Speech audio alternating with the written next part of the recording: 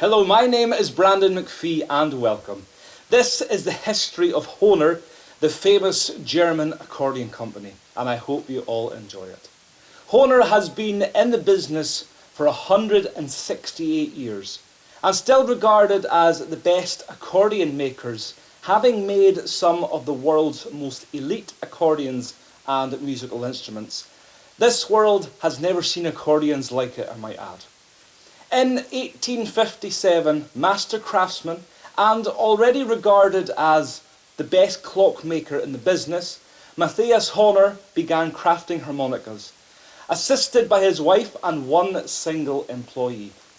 Hohner harmonicas quickly became popular, and in his lifetime Matthias built the largest harmonica factory in the world. And in 1903, shortly after Matthias's death, the Hohner factory began to produce a small number of accordions, alongside their harmonicas of course, and in 1912 opened up a separate factory to cater to the demand of these increasingly popular instruments. Ernest Hohner, grandson of the founder, took over the company in the early 1920s, and often credited with building Hohner into the global music brand. After his retirement in the 1960s, the company began to diversify, but his era is still considered as the golden age of the Hohner company. After his death, Hohner family leadership ended, and the company transitioned to a professional management under non-family executives. The exact name of Ernest Hohner's immediate successor or CEO, managing director, isn't well documented in the public sources. However, in 1928, the then company director Ernest Hohner, in a bid to increase accordion production to its pre-war levels, brought the experienced Italian master craftsman accordion designer Venanzio Marino over to Trossingen in Germany, where he had been living in Geneva at the time. Hohner wouldn't be where it is today without the chief designer Venanzio Marino.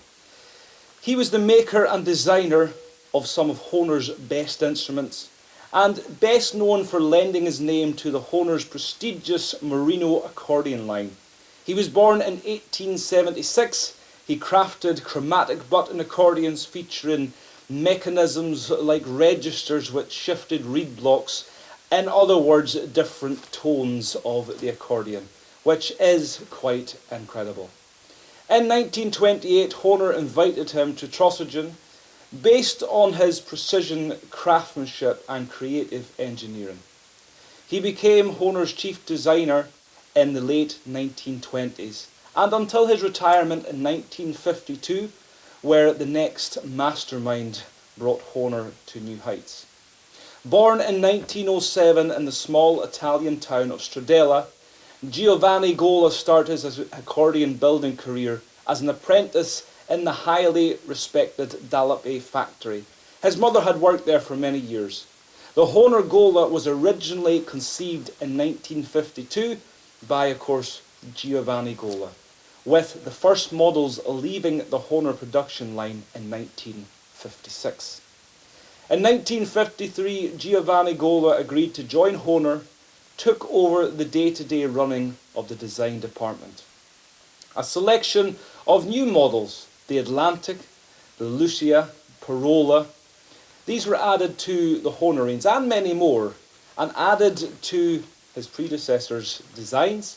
Giovanni gave his name to the flagship creation, the Hohner Gola, which boosted among many other features.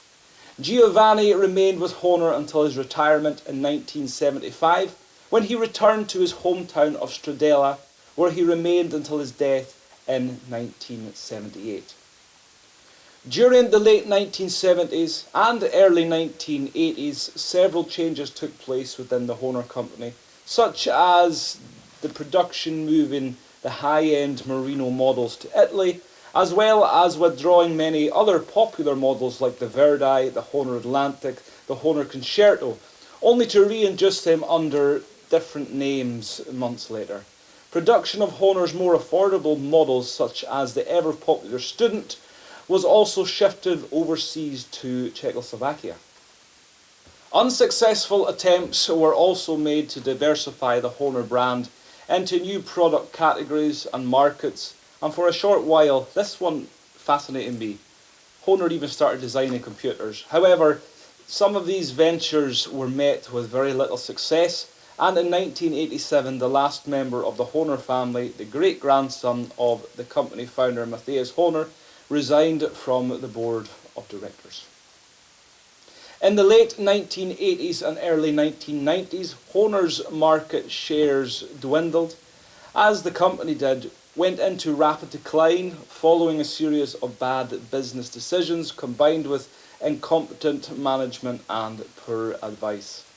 After a number of severe setbacks, including the wind instrument giant Jupiter Woodwind, drum manufacturer Sonar stepped in, purchasing 75% shares of Hohner. Since then, the firm has undergone considerable restructuring, with a majority of accordion production being moved from Trossingen to China, where 20 of the Hohner master craftsmen spent over 3 years in specialising constructed factory training 300-strong Chinese workforce and instilling them into Hohner's high standards of quality and workmanship, and that was in 2001. Hohner once again began to return a profit for the first time in years. Hohner's economical entry-level instruments, including the popular Hohner Bravo, Hohner Amisha, Hohner Nova, are now all produced in China. As well as some of the more labour-intensive components for Hohner, which also some of the more expensive models, which is also made over in Germany still.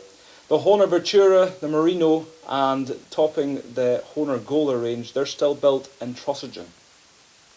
There are around 200 staff employed in production, research and development in Hohner and the Hohner Service Department. In 1967, the Beatles recorded the Our World TV special for the BBC, the first live television production transmitted via satellite. A picture was taken during the rehearsals with what I think must have been John Lennon's famous Hohner Gola accordion. But not just any accordion, it was the Hohner Gola. But something that a lot of people may not know is who had their Hohner Gola before the famous John Lennon was Sir Jimmy Shand. And I'm going to start off the story with Jimmy Shand's connection with the incredible Hohner Company. Sir Jimmy Shand MBE remains the most iconic button accordionist this world has ever known. From his humble Scottish roots, he rose to international fame, touring the globe, selling out venues like the Sydney Opera House, the Carnegie Hall in New York, the Massey Hall in Toronto. Indeed, Jimmy and the band sold out venues wherever they appeared. His legacy is the Hohner Shand Marino. With the help of Charles Forbes, Jimmy designed what we know as the 3-row Hohner Shand Marino button key accordion. Jimmy Shand states that in his early years he played a variety of melodeons. Of course, Hohner made plenty of these, and it ended up eventually having a Hohner Lorganola 3-row button accordion. But not happy, wanted alterations made designs of a new incredible accordion, which was then sent to Hohner by the great Charles Forbes. Jimmy began as a salesman and showman for J.T. Forbes, and it was thanks to Charles that Jimmy was part of his very first recording session, and it was in the Abbey Road studios in London, where he recorded under a very young George Martin. Who knows, if not for Jimmy Shand, maybe there would be no Beatles. In 1939, Jimmy received a prototype accordion from Hohner, a compact 3-row button accordion with a bass accompaniment. Capable of playing in all key signatures, it was known as the British Chromatic Accordion. This was called the Shand Hohner Special. Jimmy played this model for nearly a decade on countless broadcasts and recordings. However, he was always the perfectionist. He believed the instrument could be improved for the demands of Scottish dance music, to be lighter, more responsive, and I suppose in general have a better sound. A detailed proposal was sent to Hohner, and the task of redesigning the accordion was entrusted to the chief designer Venanzio Marino, the Italian craftsman who had joined Hohner in, of course, 1928, and pioneering many inventions, including unique coupler systems that changed how the accordion reeds and buttons interacted together. Jimmy provided numerous design suggestions, resulting in what would be known as the most famous button accordion ever created, the famous Hohner Shand Marino. In 1951, Hohner delivered 4 of the very first Shand Marinos to Jimmy, each with Shand boldly on the front. I own the very first one ever made, and I've had the honour of touring it across the country, including performances at Balmoral, Gillies Ball for their Majesties, and this was extra special for me because Jimmy and his band played this very event many times, and I regard this as one of the huge honours of my life. The Hohner Shand Morino, exported globally, produced in a variety of sizes, colours, black, burgundy, red, it's regarded as the finest button accordion ever constructed. Without it, Hohner may not have survived the shifting tides of the music instrument industry. Venanzio Marino retired in 1952, though his accordion designs were still used and adapted well into the 1970s, and this was Giovanni Gola, who led the design until 1972 and is known for creating the most expensive and elite accordions ever built, the famous Hohner Gola. Today costing over £40,000, second-hand models being half of that, players regard this as the best accordion ever made. In the 1960s, Gola built a one-of-a-kind Hohner Shand Gola button accordion. This is the only one in the world, and it was gifted to Jimmy by Hohner, likely in recognition of his massive influence on their global sales. Remarkably, Jimmy received his custom Gola in 1966, a full year before John Lennon seen playing his Hohner Gola. Again, it links Jimmy with the Beatles, not once, but twice, and probably many other times as well. A footnote. Around this time, Eric Morley had a presentation to the British entertainment industry of the Carl Allen Awards. Jimmy Shand won these awards 3 times. The following year, the Beatles. After that, Brendan Boyer and the Huckleberry. This music stood the test of time. Jimmy played the Shand Gola extensively on stage in recordings, rehearsals, photo shoots, and often referred to it as a good accordion made for me by Hohner. After Jimmy's passing, the instrument was passed to Jimmy Shand Jr. and later came into the possession of Simon Howie, who outside of work is a fellow accordionist and Jimmy Shand enthusiast. I am personally grateful to Simon for the encouragement and the opportunity that he gave me in purchasing this one-of-a-kind accordion. Of course, Simon supports many young accordionists and supports the Scottish Accordion Championships, which is held in Perth each year. I was honoured to win the championships, bringing home the Jimmy Shand Shield to Caithness in 2014. It was just such a huge honour.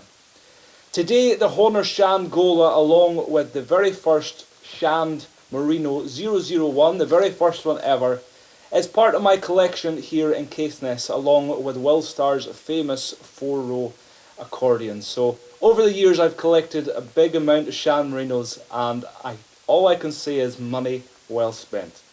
Ever since I was 10 years old, I have been collecting Hohner Shand Marinos, and I have amassed a huge collection of them, and they have to be played pretty regularly, and this is one of the important key things when playing an accordion, because an accordion that is sitting dormant and not being played, it's very bad for them. They have to be in a warm environment. I've got mine in a secure location that's temperature controlled, and I have a rota of some of the different ones that I play. And the temperature controlled room, when I take them out on stage, they go back in there. And I've also got several friends that has some of my accordions as well, to make sure that they're all played and all performing to the best of their ability.